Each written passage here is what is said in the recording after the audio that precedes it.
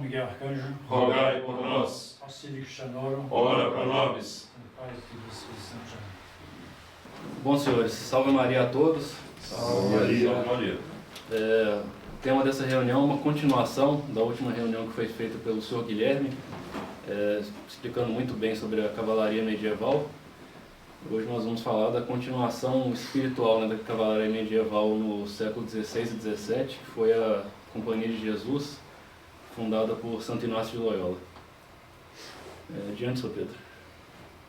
Isso. O objetivo dessa reunião é retificar a imagem que a gente tem de Santo Inácio de Loyola. Essa é a imagem que nós temos da CNBB, tá? Retirada do site da CNBB de Santo Inácio de Loyola. Senhor Pedro. Tem nada a ver com ele. Esse aí é Santo Inácio de Loyola. Ah, sim. Aí mostra o que é a CNBB, né? Só para os senhores. Porque lá estava nem para São Francisco. Nem São Francisco, né? Pois é. Bom, pois bem, pode ir adiante. Um cavaleiro da causa católica em meio a uma crise na igreja, né? Uma crise não só na igreja, na sociedade católica inteira. Pois bem, antes de tudo, vamos só nos situar historicamente onde é que a gente está desde onde nós paramos na última reunião. Então, em 1185 foi oficialmente o ano da morte do rei Balduíno IV. Senhor Pedro. Em 1187 a cidade de Jerusalém cai para Saladino. E ele converte todas as igrejas da cidade em mesquitas, com exceção da igreja do Santo Sepulcro. Só um minuto. Transforma. Não? Transforma, perdão. Aí tem uma conotação, né? Realmente. Em 1187 vai ser lançada a Terceira Cruzada com o rei Ricardo Coração de Leão, Frederico I do Sacro Império Romano e o rei da França da época que eu não lembro quem que era. Certamente deve ser algum Luís aí, né? Filipe II. Filipe II, então até nisso eu errei. Mas a Terceira Cruzada não conseguiu reconquistar Jerusalém. Depois teve a Quarta Cruzada, que foi...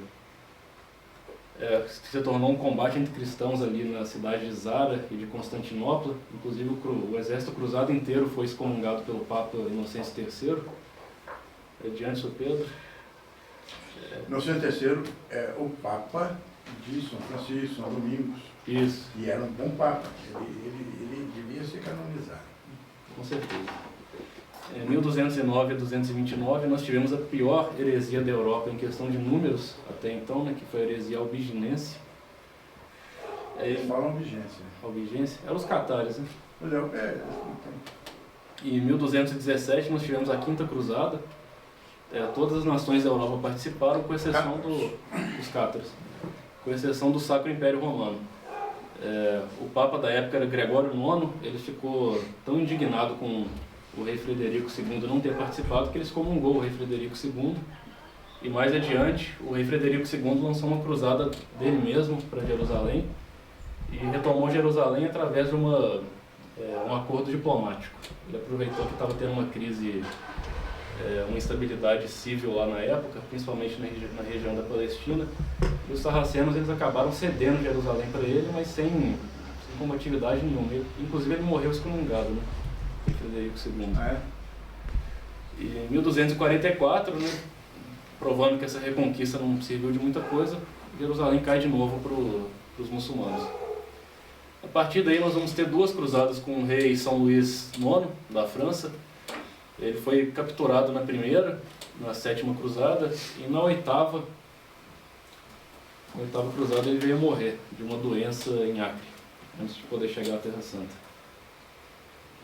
E por fim nós tivemos a nona cruzada, que foi proclamada pelo Papa Gregório X e foi combatida pelo rei Edward I da Inglaterra, que também não retomou a Guerra Santa. A Terra Santa foi uma cruzada muito curtamente vivida, né? E aí em 1300 a gente teve o início oficial da época da Renascença, né? De acordo com historiadores do século XIV em diante. Mas vale a pena ressaltar aqui que muitos dos efeitos que nós vemos aqui, da cristandade falhando tanto em retomar a Terra Santa, já eram consequências aí de uma mentalidade um pouco renascentista no homem europeu.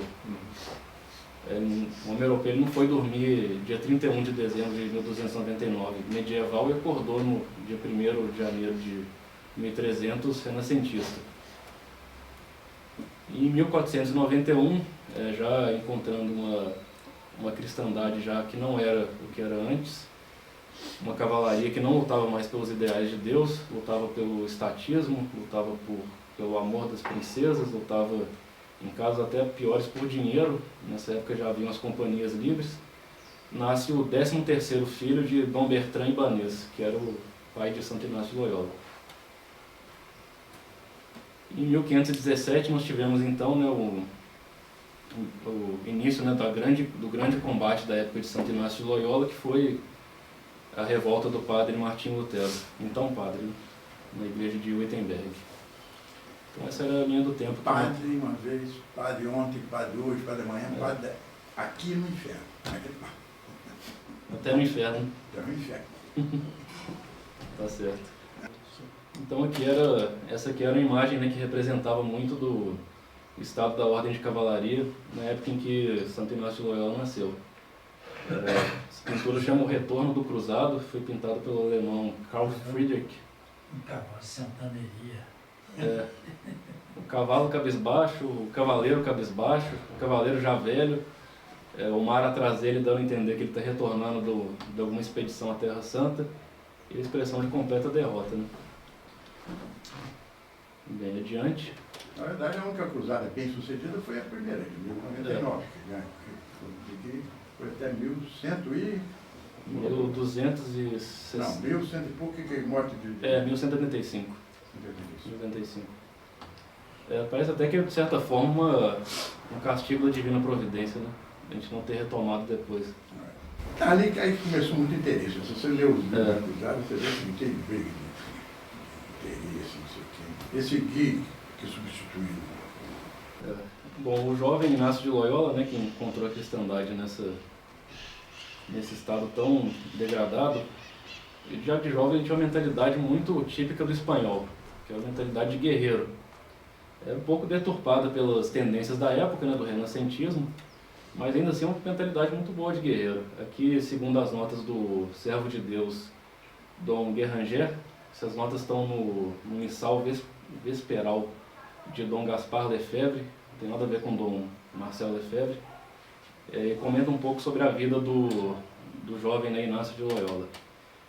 Então segue: Inácio era dotado de temperamento ardente e belicoso.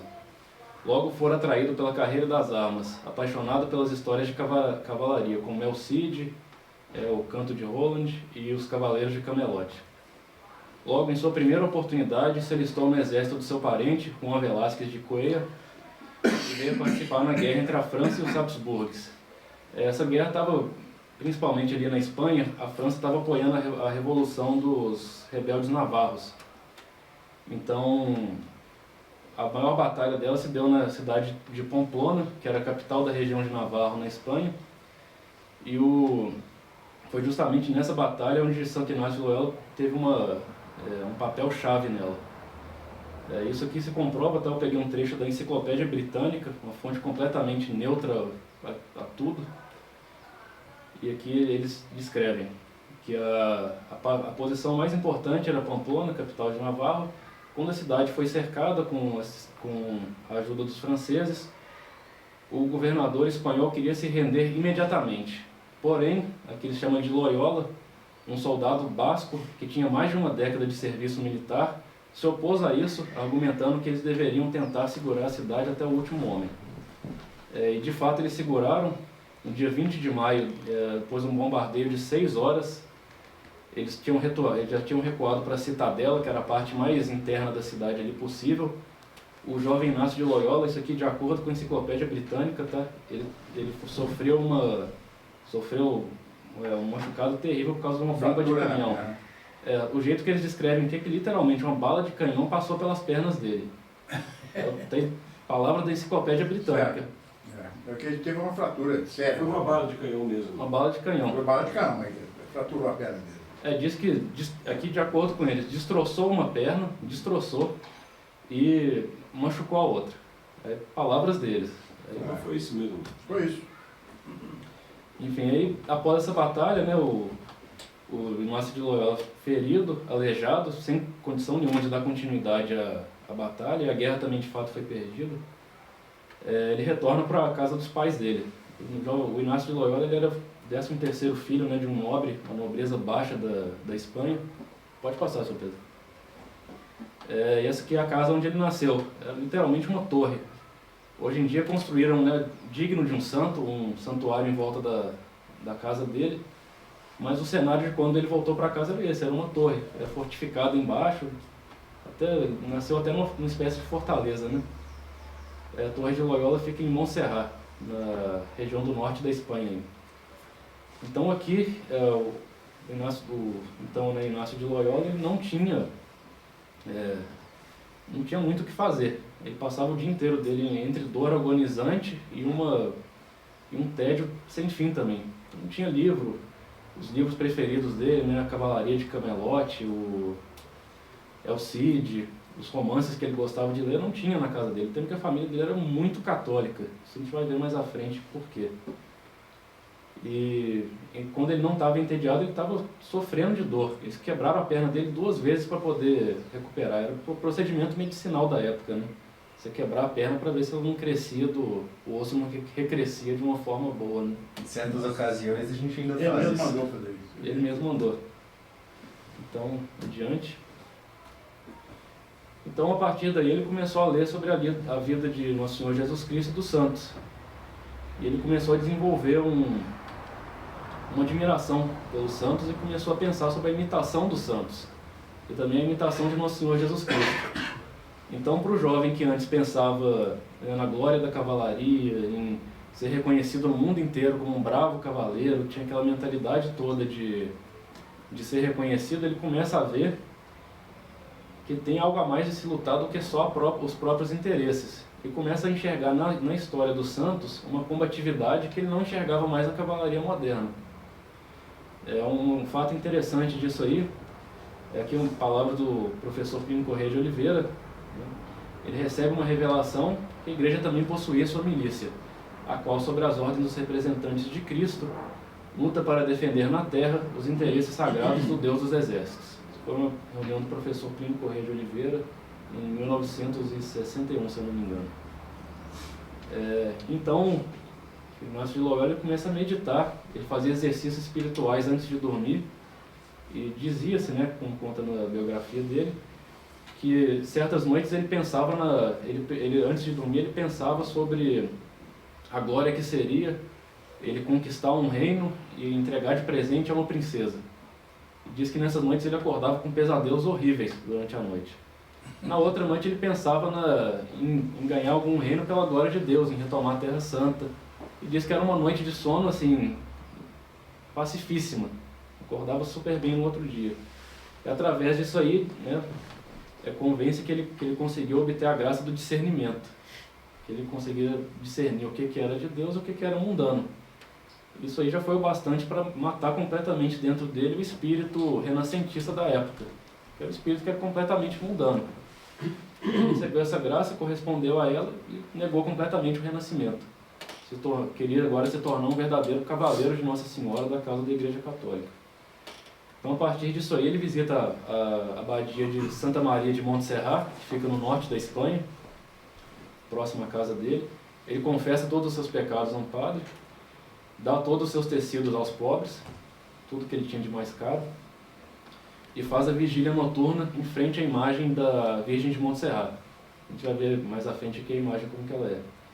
Após essa vigília, ele pega a espada dele, a adaga dele, pendura sobre o trono dela e se entrega oficialmente a Nossa Senhora, se tornando, entrando para a ordem e se tornando um padre.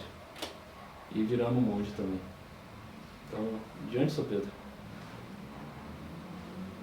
Então aqui essa imagem de Nossa Senhora de Montserrat é uma imagem de Nossa Senhora Sede da Sabedoria, que até muito, como é que pode dizer, é muito cabível, né? O Santo Inácio de Loyola, que passou por todo esse processo de conversão, ele finalizar esse processo, né? Culminar tudo diante de Nossa Senhora Sede da Sabedoria, né? Então, determinado a conduzir uma luta contra os inimigos da igreja de sua época, ele vai combater a revolução da época dele. Não faria sentido, tantos anos depois, com a Revolução Protestante ocorrendo já na Europa, ele simplesmente ignorar tudo isso e ir para a Terra Santa tentar retomar Jerusalém. Tentar reviver a glória do passado ali. Não fazia sentido. A cristandade tinha um inimigo muito maior ali, que estava na porta de todas as igrejas. Né? Então ele, estudando na Universidade de Sorbonne, na França, foi aí que ele conheceu os colegas dele que foram cofundadores da Companhia de Jesus, incluindo São Francisco Xavier.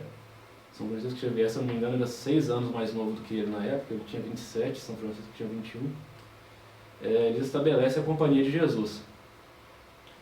E o objetivo da Companhia de Jesus era educar, né, sobre a verdadeira doutrina católica, lutar contra o avanço do protestantismo, que na época era uma verdadeira cruzada, uma cruzada contra a revolução da época. E aqui tem um pouco o dito, né, de um padre da Companhia de Jesus, chamava Padre Jerônimo Nadal, um padre jesuíta, e esse texto aqui está disponível no site Society of Ignatians, que é uma sociedade americana de devotos de Santo Inácio de Loyola. Segue basicamente, né, Inácio era um espanhol, descendente da nobreza baixa de Guipúzcoa, de uma família cuja fé deles não tinha nenhuma mácula, a fé era intacta. E que no final ele termina falando que desde os dias em que a cristandade foi implantada naquela terra, não se sabe de nenhum membro dessa nobreza que chegou perto de entrar no território da heresia. Você pega quantas heresias não tiveram ali, principalmente próximo, na região do norte da África. Então, uma família realmente muito preservada, mesmo sendo da baixa nobreza monetariamente, era uma família de uma nobreza muito alta espiritualmente, aderente da verdadeira fé desde que ela foi implantada naquela região. Então, aí, né, já com a Companhia de Jesus fundada, aqui tem um outro dizer. Pode passar, seu Pedro. Um outro dizer do professor Plínio Correia de Oliveira, uma reunião já em 1991, descrevendo a gravidade da heresia protestante. A heresia protestante se difere das anteriores por ser uma heresia que envolvia o homem como um todo, não apenas uma discussão doutrinária. A heresia não era nada novo para a igreja. De fato, já houve nestorianismo, arianismo, os cátaros na França, mas todas elas eram discordâncias que não tiravam o homem da igreja. O protestantismo tira o homem completamente do corpo místico de Cristo aqui da terra. Então, é uma heresia que envolve o homem como um todo. Para retirar um homem da profundeza da escuridão, que é o protestantismo, precisaria de um esforço muito épico, novamente uma verdadeira cruzada. Então, a partir disso, não bastava ser que nem São Nicolau contra João Mário. Não bastava só negar o que estava sendo dito. Tinha que negar e elevar aquela doutrina que o protestantismo negava até um patamar que não foi visto até então. A partir daí se desenvolveu a doutrina agir contra. Né? Então, os padres da companhia eles tinham que não só ser defensores da doutrina da igreja, mas saber defender as heresias que os protestantes negavam a ponto de elevá-las a um nível nunca visto. Então, no Código de Conduta da Companhia de Jesus, já foi estabelecido nisso a doutrina do agir contra. As antigas ordens religiosas tinham que fazer 3 votos: castidade, obediência e pobreza. A ordem jesuíta tinha que fazer 4: castidade, obediência, pobreza e obediência ao Santo Padre, ao Papa. Por quê? Porque os protestantes eles negavam o papado. Então, como foi dito, eles não bastava só reforçar o papado, tinha que elevar a obediência ao Papa a um patamar nunca visto. Sr. Luiz, uma coisa que quando Santo Inácio foi estudar em Sorbonne, ele já era padre ou foi padre depois? Você sabe dizer? Ele já era padre, né? Já era padre. Já era padre. Adiante. O outro ponto era o Santíssimo Sacramento. Os protestantes negavam a presença física de Nosso Senhor Jesus Cristo no Santíssimo Sacramento. Então, Santo Inácio de Loyola, através dos seus exercícios espirituais, ele estabelece uma devoção ao Santíssimo que nunca foi vista. E, de fato, a devoção ao Santíssimo antes do protestantismo e após o protestantismo, né, devido a essa intervenção de Santo Inácio, ela foi elevada a um patamar que não era comum antes. Então, como vocês podem ver aqui, tem até essa imagem de muito bom gosto aqui. O título dela é Santo Inácio vencendo o herege Lutero com o poder da Eucaristia. Está na igreja de São Nicolas, em Praga. Hoje deve ter proibido, né? Pois é. Eles estão querendo, o Vaticano lá deve querer proibir, deve ter tirado dentro lá. Bom, adiante. Porque eles botaram até uma imagem dele lá no Vaticano. Do Lutero? Do Lutero, Sim, meu Deus. ganhou lá o Papa, Os 500 anos da Reforma. 500 anos. Imagem vermelha, horrível. Pelo amor de Deus. Nossa, que imagem de horror. Bom, outra questão é a devoção à Nossa Senhora. Os luteranos, os protestantes, negavam a devoção, eles negavam o culto à Nossa Senhora. Então, para combater essa heresia, ele difundiu por seus padres uma fervorosa devoção à Nossa Senhora, que também não era comum, né, principalmente fora das ordens de cavalaria na época. Então, da mesma forma, a devoção ao Santíssimo, a devoção à Nossa Senhora após Santo Inácio de Loyola foi muito maior do que era antes. Então aqui a gente tem outra imagem aqui interessante. No caso aqui o nome dessa imagem esse também é Nossa Senhora expulsando os hereges Lutero e Jean Hus dos céus. E aqui no fundo tem um anjinho rasgando um papel. Esse papel era os escritos de Zwingli, que foi um outro reformista da época. Bom, e por aí, agora o fim, né? A valorização da hierarquia. O protestantismo era revolucionário, liberal e igualitário. Pegava a igualdade entre o clero e os homens. Né? Revolução completa, principalmente para essa época. Então, o que Santo Inácio de Loyola fez? Na sua ordem religiosa, ele estabeleceu uma hierarquia que não tinha nenhuma outra. Uma hierarquia literalmente de exército. Tanto que o nome Companhia de Jesus, na época o nome companhia se dava para exércitos. Você tinha as companhias livres, eram os exércitos de mercenários. Então ela funcionava como um exército. O Santo Inácio de Loyola, ele era o líder da companhia, ele era chamado de geral. Só que muitas línguas... Não seria o comandante? Muitas línguas a tradução de geral é literalmente general. Em inglês o líder da companhia é conhecido como general. Em espanhol. Em espanhol também. Então literalmente ele era o general da companhia de Jesus. Então, ele montou uma verdadeira ordem de cavalaria com hierarquia de ordem de cavalaria, a devoção à Nossa Senhora da ordem de cavalaria, e que nós vamos ver que agia contra o protestantismo como a ordem de cavalaria agia contra os hereges muçulmanos na Terra Santa. E aqui, de fato, a companhia funcionava como uma força de combate expedicionária. Tá? Podemos passar, seu Pedro? E aqui o exército jesuíta foi formado. O lema principal deles era Ad Maiorem Dei Gloriam, tudo deveria ser feito pela maior glória de Deus, ou seja, jamais recuar diante de nenhum esforço a serviço do Senhor, muito menos no martírio.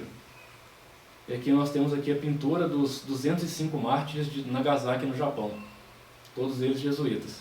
São Francisco Xavier morreu nessa expedição, não foi? Não, ele morreu na Índia, de febre. Foi Índia, né? Mas teve um jesuíta também, conhecido.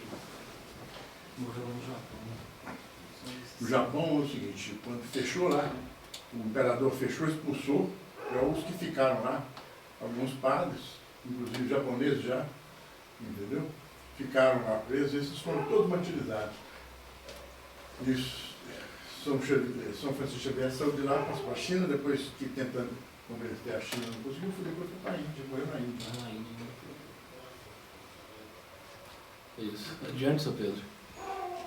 E o exército jesuíta, essa comparação foi feita de novo pelo professor Plínio Corrêa de Oliveira na reunião de 1961, onde ele compara os diferentes jesuítas com diferentes posições de um exército em combate. Então, por exemplo, aqui nós tínhamos a artilharia doutrinária, claro que o próprio Dr. Plínio usou. Eram jesuítas que viviam isolados e passavam o tempo inteiro escrevendo teses, refutações, tratados, preparando literalmente a artilharia para as linhas de frente. Então aqui a gente tem um exemplo ótimo disso, que é São Roberto Bellarmino, foi um doutor da igreja. E aqui em comparação um regimento de artilharia inglês na época revolucionária, na guerra revolucionária dos Estados Unidos. O doutor da Unidos. igreja que melhor falou sobre a questão do Papa autoridade do Papa, e papelégio, essas coisas todas. A doutrina dele é que prevalece. Isso. Então, até na época, né, já dá para ver que... Agora à frente. E aqui a gente tinha os padres jesuítas que eram mais expedicionários, né? Que nem aqui a gente tem um exemplo próximo da gente, São José de Anchieta, que pregou aqui no meio das florestas do Brasil, arriscando a própria vida. E ele é o mesmo, um paralelo, né, seria, por exemplo, aqui a gente tem os soldados franceses nas florestas de Tonkin, no Vietnã, em 1875. Adiante. E aqui a gente tem, né, mais jesuítas também que se infiltravam em países onde o catolicismo era proibido. O Sr. Celso deu o exemplo aí do Japão, se eu não me engano na China também era, eles se infiltravam na corte dos reis. Um exemplo disso é São Francisco Xavier. Ele tinha colocou que ficou um tempo lá conselheiro de um rei lá e não conseguiu converter. Né? Isso. Esqueci o nome dele. Passou o tempo todo lá. Mesmo assim, é um esforço muito... O imperador, né? Ele é imperador da China. E aqui a gente tem uma imagem, essa pintura muito bonita, São Francisco Xavier dando sacramentos para os soldados portugueses que estavam para defender a colônia portuguesa de Malaca, que fica no... Hoje em dia fica em Malai, que é o sudeste da Ásia. Eles estavam preparando para se defender e São Francisco Xavier estava lá e deu os últimos sacramentos a todos os soldados. O que mostra, né, que é literalmente uma ordem com um cunho muito militar. E por fim, né, os jesuítas fizeram, o próprio Dr. Plínio Corrêa de Oliveira falava que nunca houve uma ordem que fez tantas coisas quanto a ordem jesuíta fez. Foram 2 séculos aí de excelente serviço à Santa Igreja. Propagou o catolicismo no mundo inteiro. Aqui no Brasil, se não fosse pelos jesuítas, dificilmente seria um país católico. Nós tivemos aí várias tentativas de invasões protestantes, não só no Nordeste, aqui no próprio Rio de Janeiro. Começou aqui com o Milagranhon, né? O Milagranhon era o Guenote, que era chamado. O Guenote? Os protestantes franceses. Olha só. Inclusive o padre que foi ajudar o prefeito do Rio de Janeiro a defender contra os franceses era um padre jesuíta. Diz que ele foi lá para os canhões mesmo e estava ajudando a artilharia lá mesmo. Então, além disso, né, os Estados Unidos dá para ter uma reunião inteira aqui só sobre a presença jesuíta nos Estados Unidos e como que eles foram traídos pelo governo. Então a Companhia de Jesus estava causando muito incômodo, né, nas forças secretas aí do mundo que conspiram contra a Santa Igreja. Não foi por isso, né, 3 reis pressionaram o Papa Clemente XIV para de fato extinguir a Companhia de Jesus. Estes 6 eram o rei de Portugal, Espanha e França. 3 reis que tinham 3 ministros que eram maçons. O Marquês de Pombal em Portugal, Conde de Aranda na Espanha e Duque de Choiseul na França. Todos 3 membros aí da maçonaria. Coincidentemente foram os 3 reinos mais católicos da época, que peticionaram o Papa Clemente XIV para extinguir a Companhia de Jesus. Aqui tem uma frase, de novo, do professor Plínio Corrêa de Oliveira, isso foi no final da reunião de 1961. Bom, devo dizer que falo com esse entusiasmo dela, a Companhia de Jesus, pelo princípio de que os judeus diziam que amavam o Templo de Jerusalém. Quando o Templo de Jerusalém foi demolido, que eles amariam as pedras. Se essas pedras fossem rachadas e transformadas em pó, eles amariam o pó dessas pedras. Ora, um pouco sou eu, professor Plínio Corrêa de Oliveira, assim como a Companhia de Jesus. Não conheci o templo nem as pedras. Conheci um pouco do pó dessas pedras. E o pouco que eu conheci, eu amei com toda a força que na minha alma pudesse haver. Professor Plínio Corrêa de Oliveira falando sobre a Companhia de Jesus. De fato, a Companhia de Jesus foi reaberta no século XIX, né? Mas não com a mesma pujança que havia. Eu não me lembro mais quanto tempo, não, mas não mais de 50 anos depois.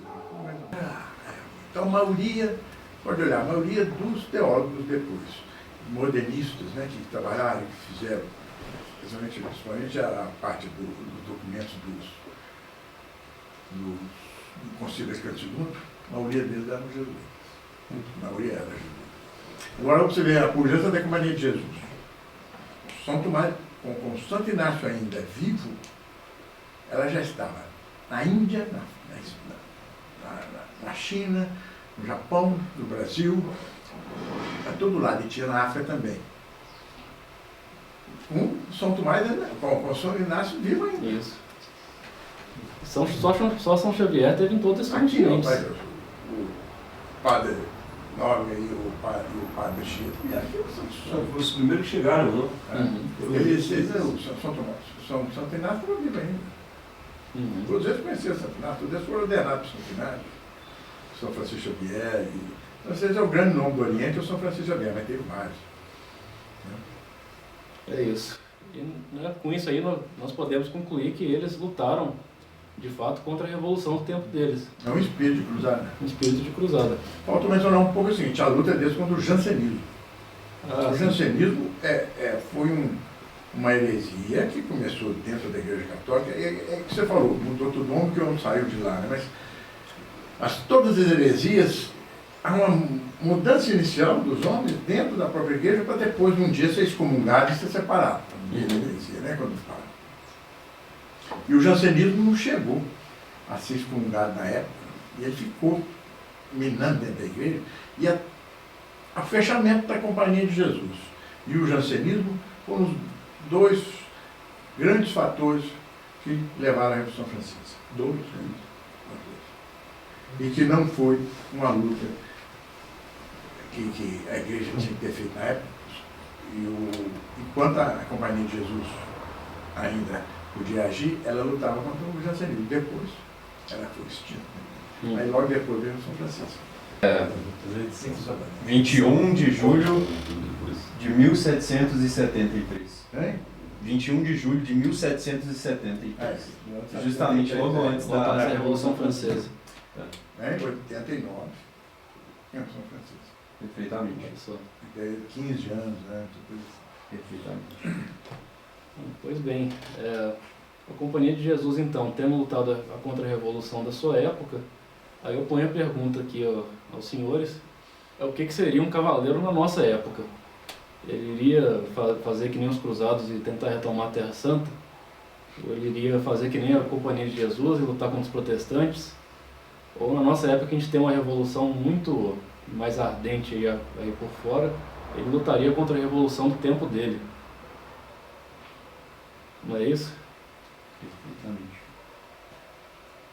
Então, na opinião dos senhores, o que seria um cavaleiro no século XXI? Quem que se voluntaria aí para falar? Começa com o Pedro.